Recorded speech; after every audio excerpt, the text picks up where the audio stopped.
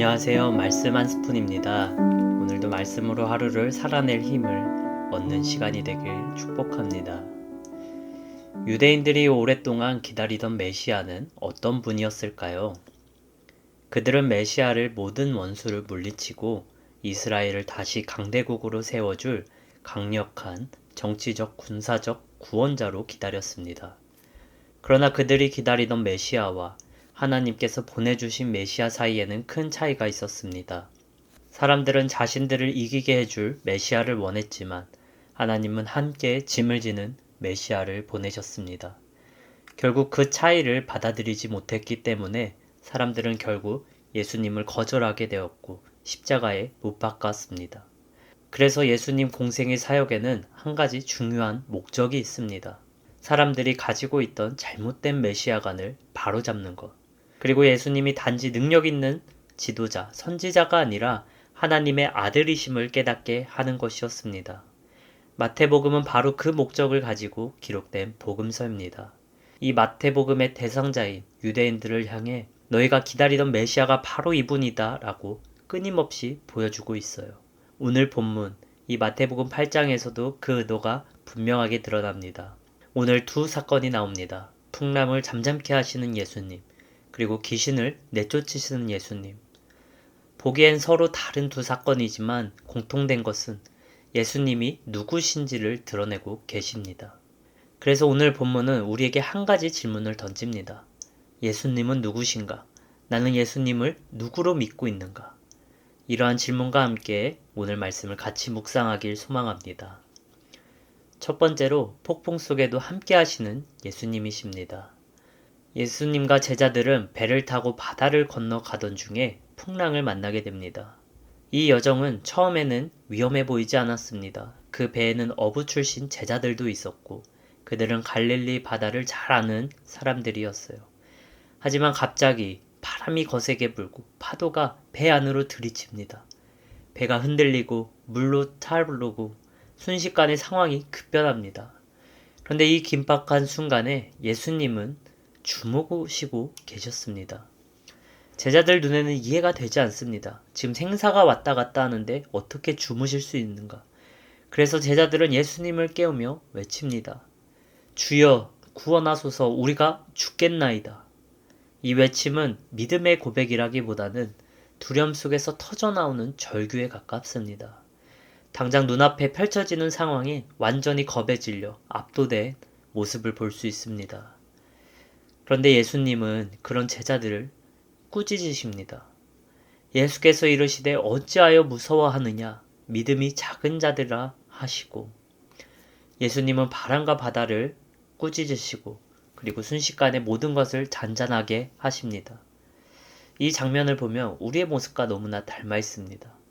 평소에는 우리가 주님을 믿습니다. 주님은 우리의 구원자십니다 고백하지만 인생의 폭풍이 몰아치면 우리의 기도는 이렇게 바뀌는니다. 주님 왜 가만히 계십니까? 주님 정말 함께하고 계신 거 맞으십니까? 예수님은 일어나셔서 폭풍이 일어난 것에 대해 문제 삼지 않으셨어요. 예수님이 묻고 계신 것은 이것입니다.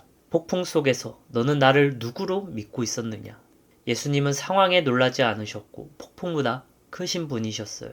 믿음이란 폭풍이 없기를 바라는 것이 아니라 폭풍 한가운데서도 예수님이 우리의 같은 배에 계심을 신뢰하는 것입니다.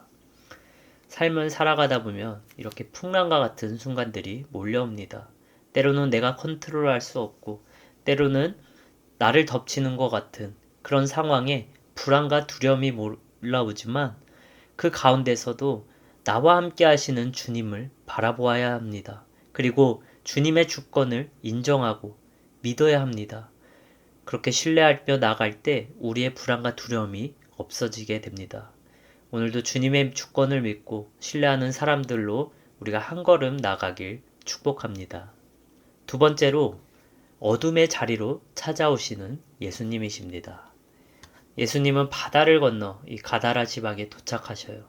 그곳에는 사람들이 두려워하며 피해 다니던 사람들이 있었습니다. 귀신 들린 두 사람, 너무나 사납고 흉악해서 아무도 그 길로 다닐 수 없었습니다. 그러나 예수님은 그 자리를 피하지 않으십니다.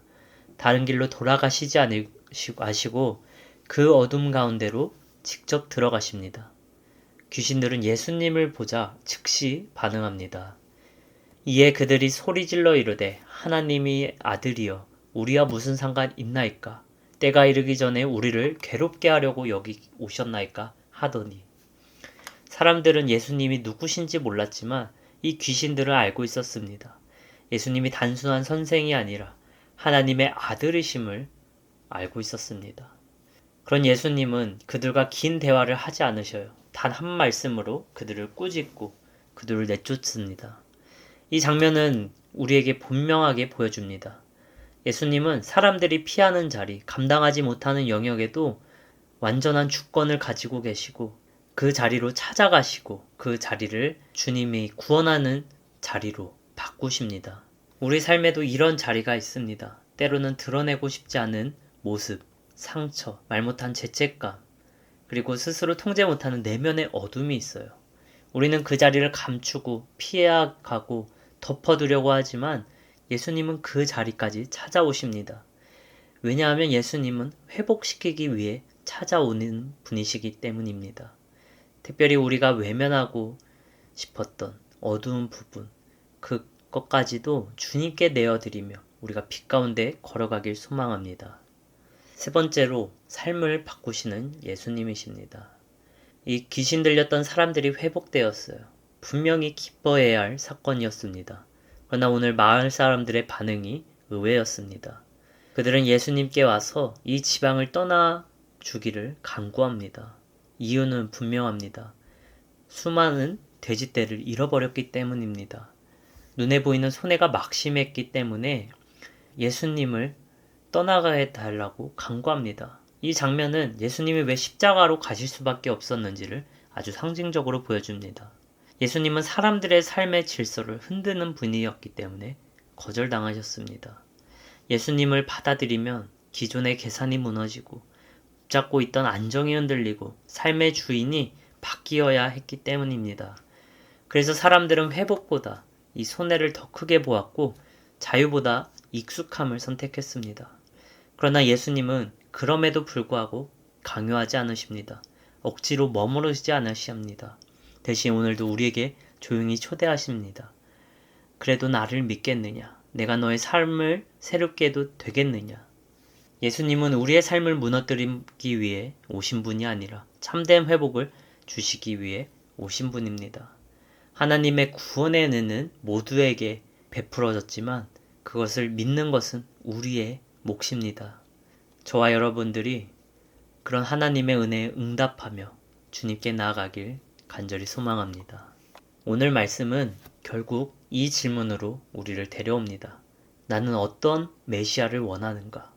폭풍을 없애주기만 바라는 그러한 예수님이신가? 아니면 폭풍 속에도 나와 함께 하시는 메시아인가? 어둠은 피하게 해달라고 말하는 그런 메시아인가? 아니면 어둠의 자리까지 찾아오시는 메시아인가? 내 삶을 흔들지 않는 메시아인가? 아니면 내 삶을 새롭게 하시는 메시아인가? 예수님은 우리의 기대에 맞는 메시아가 아니라 하나님이 보내신 참된 메시아입니다. 우리는 그 하나님의 아들 예수님을 믿고 그분의 주권을 인정하고 그분을 신뢰하며 나아가길 주님의 이름으로 축복합니다. 오늘 하루도 그러한 주님의 평안과 인도하심이 가득 넘치길 축복합니다. 기도하시겠습니다. 주님, 오늘 우리가 원하는 메시아가 아니라 하나님이 보내주신 예수님을 우리가 알아보게 하여 주시옵고 선택하게 하여 주시옵소서. 내가 바라던 나의 기대에 부응하는 하나님을 바라보는 것이 아니라 정말 나를 구원하여 주고 나의 평안과 쉼을 줄 수 있는 그런 하나님을 바라보게 하여 주시옵소서. 오늘 삶도 오늘 하루도 하나님께 맡기기입니다. 주님, 오늘도 우리를 승리의 길로 인도하여 주시옵소서. 감사드리며 예수님의 이름으로 기도드립니다. 아멘.